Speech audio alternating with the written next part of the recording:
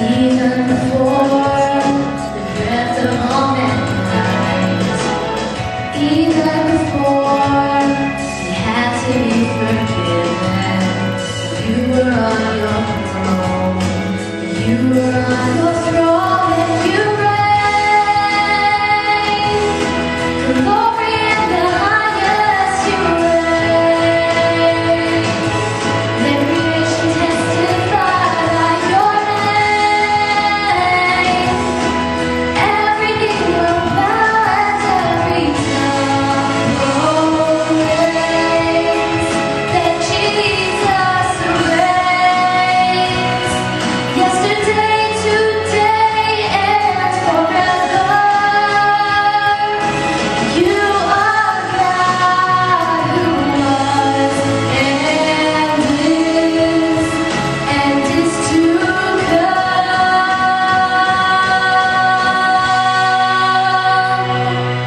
You reign.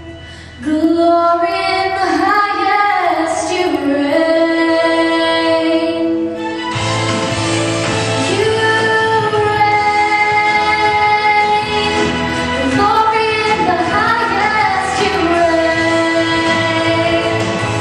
Let creation testify by your name.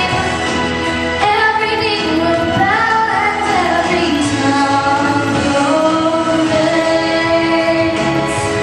Let every tongue proclaim.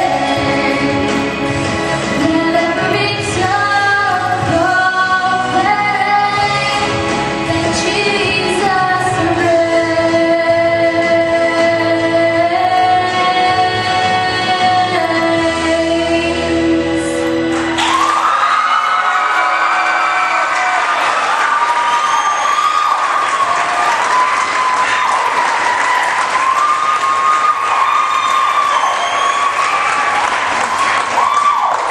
Wish I could sing like that. I'm always telling these kids. They ask me to stop when I try humming at practice. So, next up we have a short sermon by Taylor.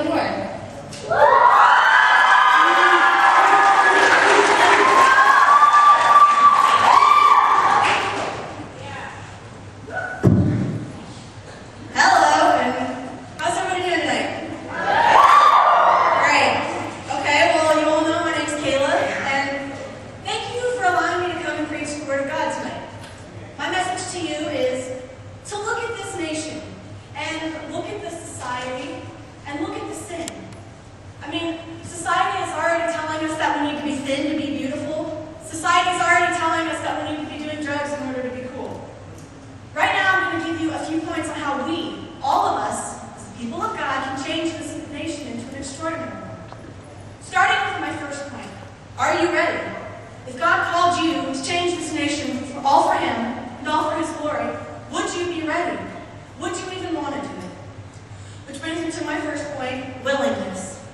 God may call you to do something that you're not thrilled with. Example being Jonah or Jesus' disciples. In Isaiah chapter 6, verse 8, it says, Then I heard the voice of the Lord saying, Whom shall I send? And who will go for us? And I said, Here am I, send me. God has a history of calling the underdog, like Nehemiah, for example. He was a cup holder for the king, and when asked about Jerusalem by the king, Nehemiah already presented with a plan to rebuild it. He knew the how, the when, the why. He also invested his time and prayer into his plans. My question for you is, have you done what Nehemiah has for your nation? Point number 2 is wisdom. In 2 Chronicles, Solomon goes to the Lord to ask for wisdom and knowledge. And explaining in verse 11, God says, Since this is your heart's desire, and you have not asked for wealth, riches, or honor, nor for the death of your enemies, and since you have not asked for long life, but for wisdom and knowledge to govern my people, over whom I have made you king. Give your heart a desire for the Lord's wisdom. Also remind yourself that it's not going to come overnight to keep a patient mind. One of my favorite verses on wisdom is in Proverbs, go figure. It says, Do not forsake wisdom, and she will protect you. Love her, and she will watch over you. Point 3 is to humble yourself. Humility. Once again, going back to 2 Chronicles, chapter 34, verse 27. God explains,